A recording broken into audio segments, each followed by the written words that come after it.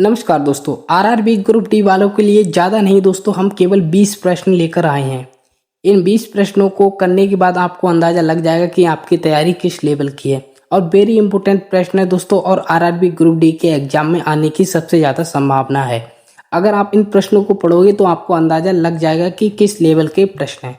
चलिए, हम आपका ज़्यादा समय बर्बाद नहीं करेंगे, करते हैं वीडियो को स्टार्ट। तो हमारा पहले नंबर का प्रश्न है दोस्तों, भारतीय संविधान के किस अनुच्छेद के तहत राष्ट्रपति पर महाभियोग चलाया जा सकता है। ठीक है, ध्यान रखना है महाभियोग। ठीक है, पूछा गया है किस अनुच्छेद के तहत। तो दोस्तों इसका राइट आंसर हो जाएगा अनुच्छेद 61 के तहत। ठीक है, जो भारतीय संविधान का अनुच्छेद 61 है, इसके तहत राष्ट्रपति पर, ध्यान रखना है, ठीक है, राष्ट्रपति पर महाभियोग चलाया जा सकता है। ठीक है, चलिए चलते हैं अगले प्रश्न की तरफ। अगले नंबर का प्रश्न है दोस्तों, दूसरे नंबर का, प्रतिरोधकता की एसआई इकाई क्या है। ठीक है, तो बताइए प्रतिरोधकता की एसआई इकाई क्या है। तो इसका राइट आंसर हो जाएगा दोस्तों ओम मीटर। ठीक है, ओम मीटर प्रति, ठीक है, क्या हो जाएगा, ओम मीटर।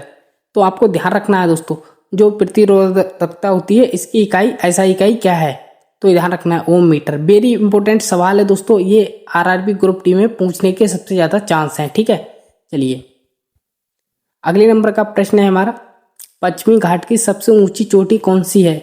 जो पश्चिमी घाट है इसकी सबसे ऊंची चोटी कौन सी है। ठीक है, तो बताइए। तो इसकी सबसे ऊंची चोटी है दोस्तों आनामुड़ी। ठीक है, ध्यान रखना है। ठीक है, जो पश्चिमी घाट है इसकी सबसे ऊंची चोटी कौन सी है दोस्तों, आनामुड़ी, ध्यान रखना है। ठीक है, चलिए अगले प्रश्न की तरफ चलते हैं। चौथे नंबर का प्रश्न है हमारा, जैन धर्म के, ध्यान रखना है, 24 में, ठीक है, अंतिम तीर्थकर कौन थे। वेरी इंपॉर्टेंट सवाल है दोस्तों, इसके आने की सबसे ज्यादा संभावना है। ठीक है, क्या है इसका राइट आंसर, क्या होगा दोस्तों, सोचिएगा। तो दोस्तों इसका राइट हो जाएगा भगवान महावीर।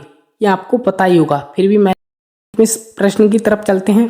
पांचवें नंबर का प्रश्न है दोस्तों, आधुनिक आवर्त सारणी, जो हमारी आवर्त सारणी है, ठीक है, उसकी बात हो रही। ठीक है, किस पर आधारित है, जिसमें दोस्तों 118 तत्व हैं हमारी आवर्त सारणी में, उसकी बात चल रही। ठीक है, तो बताइए भाई किस पर आधारित है।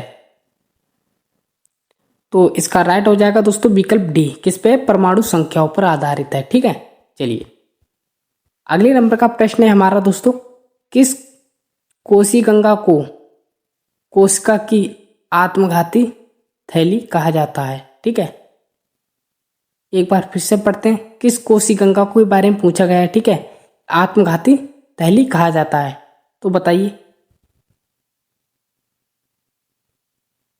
तो इसका राइट हो जाएगा दोस्तों लाइसोसोम। ठीक है, चलिए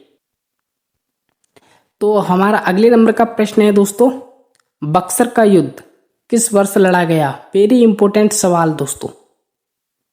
ठीक है, बक्सर का युद्ध किस वर्ष लड़ा गया। तो इसका राइट हो जाएगा दोस्तों विकल्प बी, 1764 में। कब लड़ाया गया था, 1764 में बक्सर का युद्ध। ठीक है, चलो अगला नंबर का प्रश्न है हमारा, आठवें नंबर का प्रश्न है हमारा, भारतीय संविधान में मौलिक कर्तव्यों को किस संशोधन द्वारा जोड़ा गया। वेरी इंपॉर्टेंट सवाल। ठीक है, ध्यान रखना, आरआरबी ग्रुप डी में इसके पूछने के सबसे ज्यादा चांस है। ठीक है, क्योंकि मौलिक कर्तव्यों के बारे में पूछा गया है। ठीक है, तो मौलिक कर्तव्यों को किस संशोधन द्वारा जोड़ा गया है। तो दोस्तों इसको जोड़ा गया है 42वें संशोधन द्वारा, ध्यान रखना है आपको। ठीक है, जो मौलिक कर्तव्य हैं इसको हम 42वें संशोधन द्वारा जोड़ा गया है। ठीक है, इंपॉर्टेंट सवाल है, एक बार फिर से आप रिपीट कर लीजिए। ठीक है, मौलिक कर्तव्यों को कौन से संशोधन द्वारा जोड़ा गया है, 42वें। ठीक है, चलो अगले नंबर का प्रश्न है हमारा, वायुमंडल की कौन सी परत रेडियो तरंगों को परावर्तित करती है। वेरी इंपॉर्टेंट प्रश्न, क्योंकि दोस्तों मैंने इसमें इंपॉर्टेंट प्रश्न ही रखे हैं। ठीक है, वायुमंडल की कौन सी परत रेडियो तरंगों को परावर्तित करती है।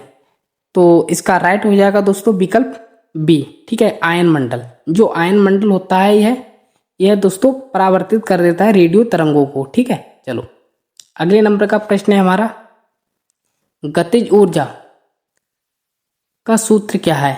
बताइए, गतिज ऊर्जा का सूत्र क्या है। ठीक है, ये गतिज ऊर्जा का सूत्र हमसे देखो दोस्तों, हो सकता है फिजिक्स में कोई न्यूमेरिकल बनाकर दे दे आरआरबी ग्रुप डी में, क्योंकि दोस्तों ट्रेन हमेशा गति में ही रहती है और गति, इसीलिए दोस्तों गतिज ऊर्जा का सूत्र आपको जरूर याद रखना है। ठीक है, तो बताइए इसका।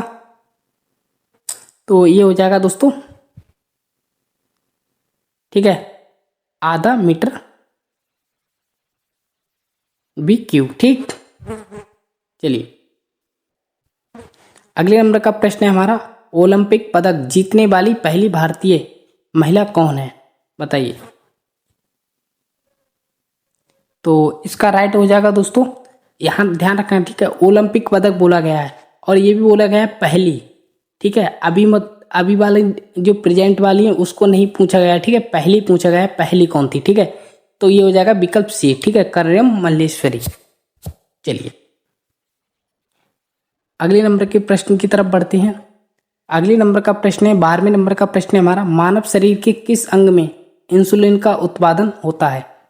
जो हमारा शरीर होता है इसके किस अंग में, ठीक है, इंसुलिन का उत्पादन होता है, बताइए।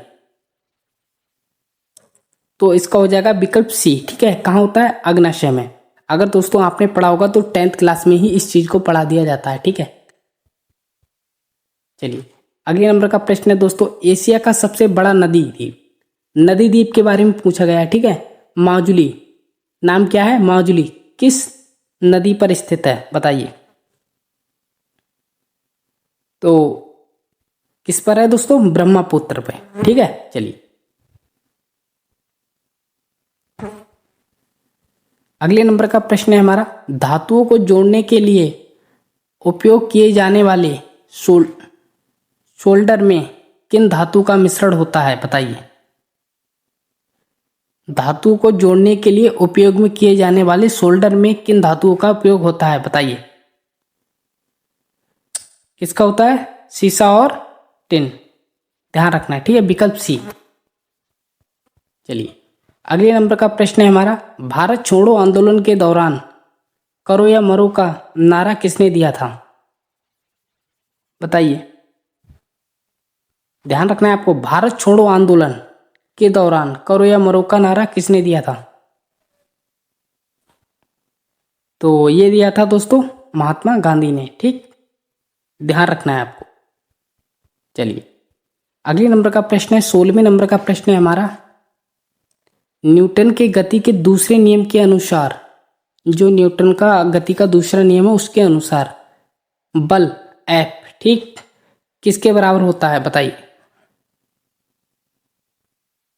क्योंकि दोस्तों गति का है तो गति से रिलेटिव जितने भी प्रश्न हैं दोस्तों वेरी इंपॉर्टेंट हैं। ठीक है, बताइए। तो इसका राइट हो जाएगा दोस्तों विकल्प बी। ठीक है,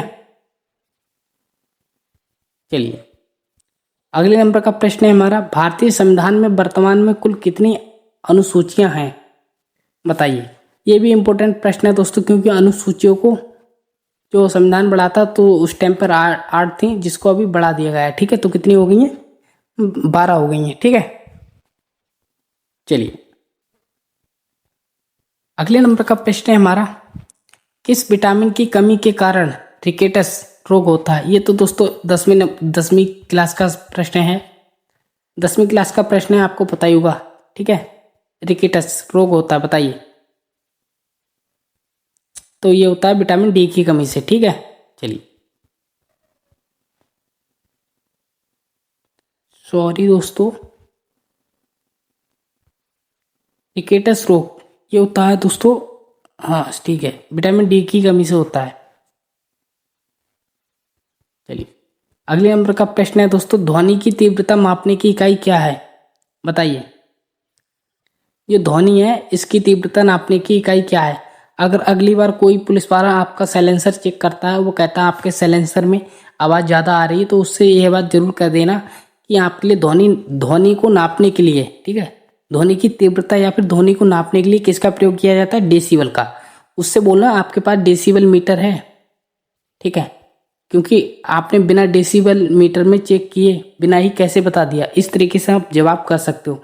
लेकिन इस बात का ध्यान रहे, आपको अगर पूरा विश्वास हो कि हमारा साइलेंसर जो कंपनी द्वारा दिया गया वही है, तभी आप बहस करना। ठीक है, चलिए अगले नंबर का प्रश्न है हमारा, लास्ट प्रश्न है, राष्ट्रीय विज्ञान दिवस कब मनाया जाता है, बताइए। तो ये मनाया जाता है 28 फरवरी को। तो दोस्तों इस प्रकार हमारे 20 प्रश्न पूरे हो जाते हैं।